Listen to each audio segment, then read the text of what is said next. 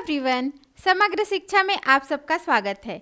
आज हम पढ़ेंगे पॉलिटिकल साइंस में मैकियावेली अपने युग का शिशु था।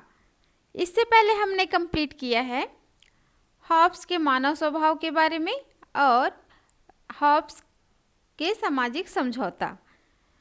आज का वीडियो शुरू करते हैं। मैकियावेली अपने युग का शिशु था।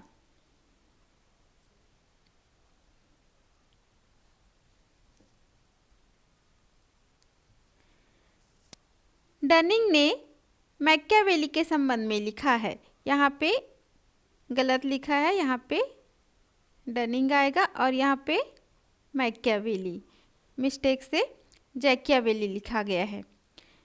डनिंग ने मैकियावेली के संबंध में लिखा है, यह प्रतिभा संपन्न फ्लोरेंस निवासी वास्तविक अर्थ में अपने काल का शिशु था। अच्छा, अपने काल का शिशु था ऐसा क्यों कहते हैं? सामान्यतः प्रत्येक दार्शनिक एवं विद्वान अपने युग का शिशु होता है, क्योंकि उसके चिंतन पर क्या होता है, समकालीन परिस्थितियों, घटनाओं एवं प्रचलित विचारधाराओं का प्रभाव पड़ता है। इसलिए उन्हें अपने युग का शिशु कहते हैं। यह प्रतिभा संपन्न फ्लोरेंस निवासी वास्तविक अर्थ में अपने काल का शिशु था। यद्यपि प्रत्येक महान विचारक अपने युग का शिशु होता है, क्योंकि उसका ध्यान अपने समय की समस्याओं पर जाता है, जिनके निदान के लिए वे उपाय ढूंढते हैं। इस प्रकार प्लेटो और अरस्तु भी अपने युग के क्या थे? शिशु थे। मैकियावेली पर अपने समय की समस्याओं का अधिक प्रभाव पड़ा, इसलिए डनिंग ने उसे विशेष रूप से अपने युग का शिशु कहा है।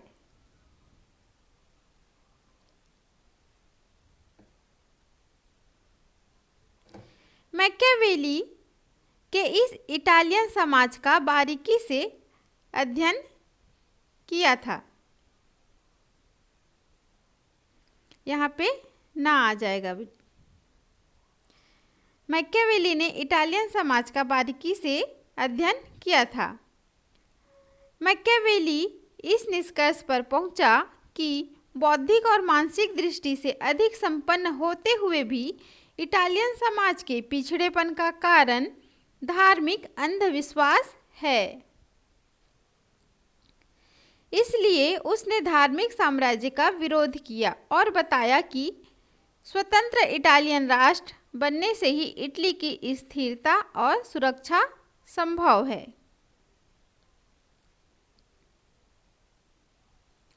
अपनी रचनाओं द प्रिंस और द डिस्कोर्सेज, इसमें उन्होंने मैकियावेली ने समकालीन परिस्थितियों, समस्याओं आदि पर प्रकाश डाला है।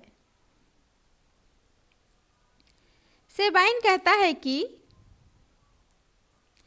उसके मतलब मैकियावेली के युग का कोई भी अन्य व्यक्ति यूरोप के राजनीतिक विकास की दिशा को इतनी स्पष्टता के साथ नहीं देख सका जितनी स्पष्टता के साथ इसे मैकियावेली ने देखा था।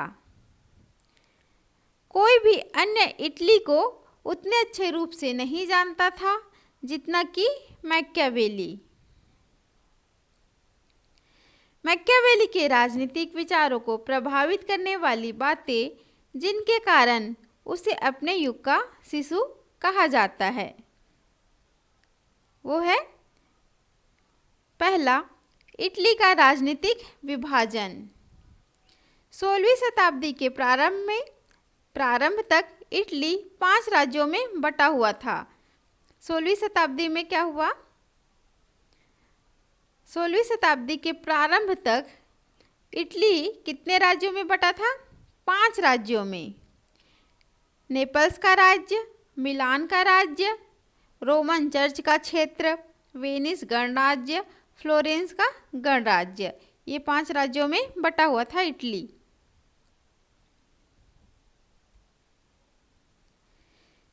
ये पांचों राज्य भी आपस में टकराव की स्थिति में थे, उनमें एकता नहीं थी।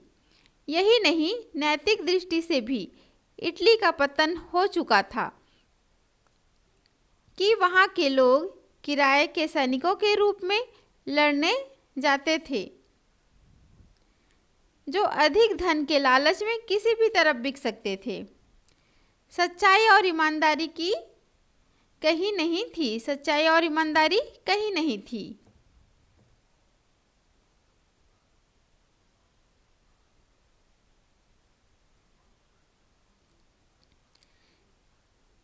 चर्च और साम्राज्य दोनों का प्रभाव समाप्त हो चुका था, अतः मैकियावेली चाहता था कि इटली को भी ऐसा सशक्त शासन मिले जो पांचों को एकता के सूत्र में बांधकर सुदृढ़ राजतंत्र की स्थापना कर सके।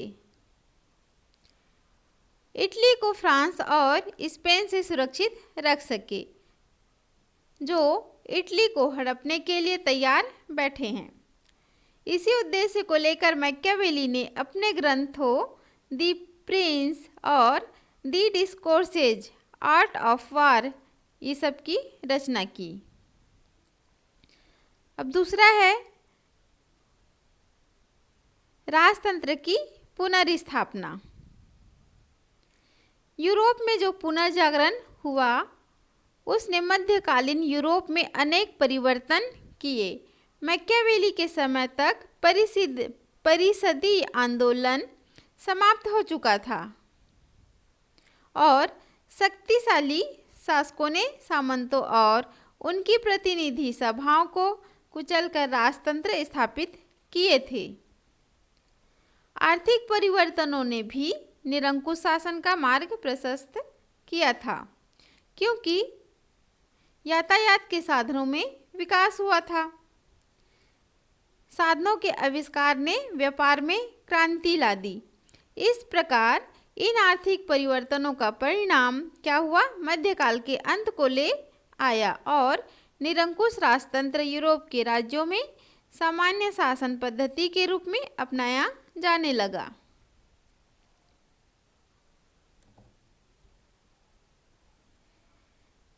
दी प्रिंस में उल्लेख है इटली का एकीकरण हो और वह विदेशी ताकतों का दास्ता से मुक्त हो।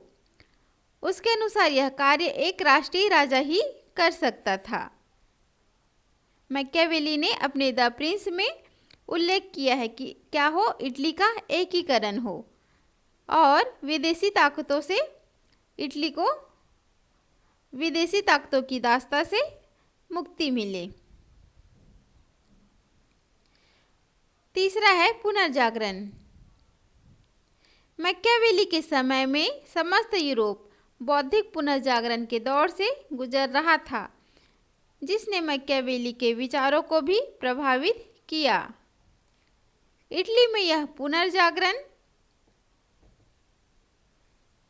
पुनर्जागरण का अर्थ क्या है? ज्ञान अथवा विद्या का पुनरुत्थान। 16वीं शताब्दी में अपनी चरम सीमा पर था।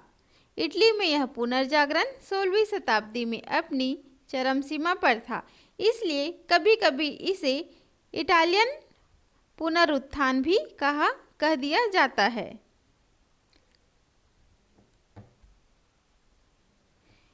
यहाँ पे पुनरुत्थान आएगा। हाँ, इस पुनर्जागरण के आंदोलन से मध्यकाल की पारलौकिकता समाप्त होने लगी। मैकियावेली ने चर्च और धर्म की जड़ों पर कड़े प्रहार किए। मैकियावेली ने कहा कि चर्च ने हमारे देश को विभाजित कर रखा है और वह अब भी ऐसा कर रहा है।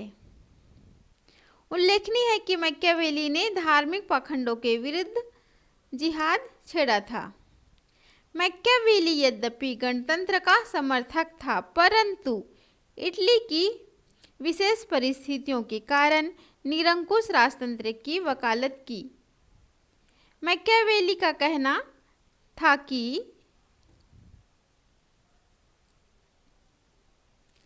मैकियावेली का कहना था कि निरंकुश राजा ही इटली की शोचनीय अवस्था को सुधार सकता है।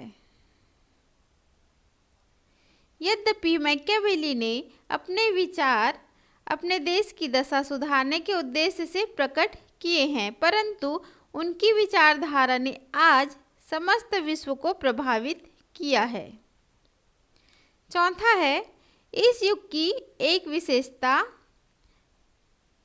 व्यवहारिकता पर बल देना था और मैकियावेली ने भी व्यवहारिक राजनीति पर बल दिया है।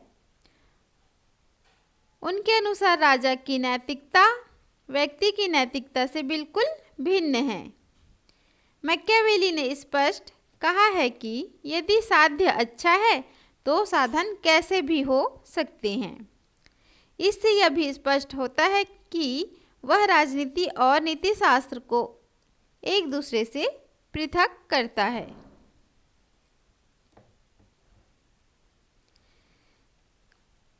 जोन्स क्या कहते हैं? जोन्स ने भी कहा है कि मैकियावेली अपने युग का सर्वश्रेष्ठ निचोड़ है। तो आज के वीडियो में यहीं तक का था।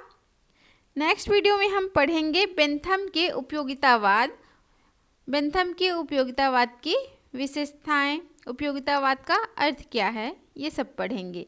तो फिर मिलेंगे नेक्स्ट वीडियो में, तब तक के लिए गुड बाय।